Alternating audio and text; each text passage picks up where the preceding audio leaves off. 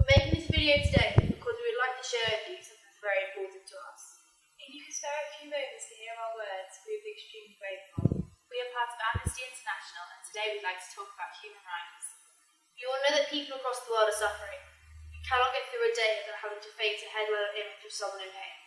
Even though it's essential to know the plight of others, this constant and sometimes superficial relation of suffering can become detrimental to the very causes they comment upon. There is a danger that we become desensitised. Because we see so many horrors, we forget the individuals actually experiencing it.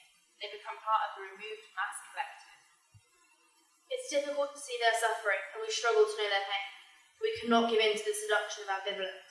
The answer is not to turn our heads to the terrifying faces before us on the page, but to answer them with the recognition of our joint humanity. We must be accountable. We must be honest. We must stand up for those who have the power to stand for themselves. And this is what we, Amnesty International, are trying to accomplish. Amnesty International's symbol is a candle because the light that comes from hope burns in the hearts of the oppressed. But fire cannot be made by he who sits alone in the dark.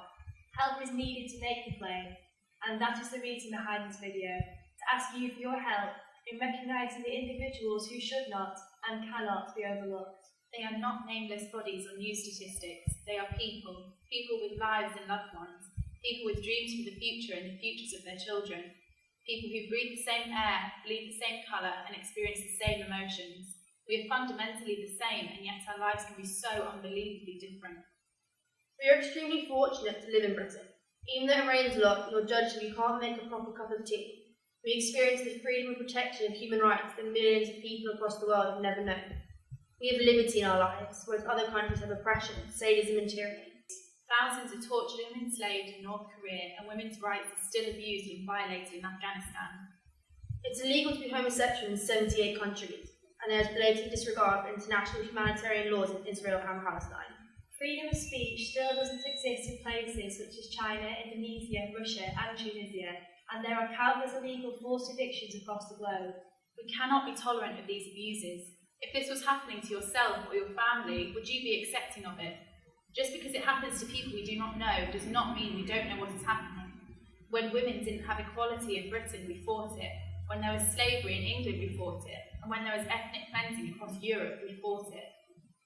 Therefore, we know these violations to be wrong. We turn our heads from those still suffering the indignities we refuse to suffer. We do not accept such mistreatment for ourselves. Why do we accept it for others? Do we think distance absolves us? Is our morality defined by our borders? This cannot be the case. Distance is an illusion. We are but names on a planet in which all we can control is ourselves. Not acting against human rights violations is a far, far cry from agreeing with them, but the acceptance that comes from knowledge and no action enables what is unacceptable to continue and grow. Just because you did not strike the match against humanity does not mean you should allow the fire to burn. Let us control the flames and only let them burn as a symbol of hope rather than the ones of destruction. We are human beings. We deserve our dignity. We deserve our freedom. We deserve our life. What do we become if we do not have these rights? If by law and reason man is entitled to life and liberty, and in turn that is how man defines his humanity, what do we call those who are without them? Do we cease to be men and women if our lives and liberty are denied us? Do those who refuse such freedoms think the oppressed are but dogs on their knees and obedient to a master? If so, we say to them, no. They are men. They are women. They are wonderful, extraordinary, remarkable human beings who will be raised from the ground you try and confine them to. How is it we can build rockets but not equality? That we can send men to die for their country but not let them love freely within it? That we can engineer genetics but not ensure freedom? Let this change. Let us stand and say no. No to the bombs and the bloodshed. No to the inequality and inhumanity. No to the pain, the scars, the fear, the terror, the grief, the agony, the nightmare that is injustice. Let us stand up and help the oppressed to stand alongside us, shoulder to shoulder, as equals in freedom and opportunity.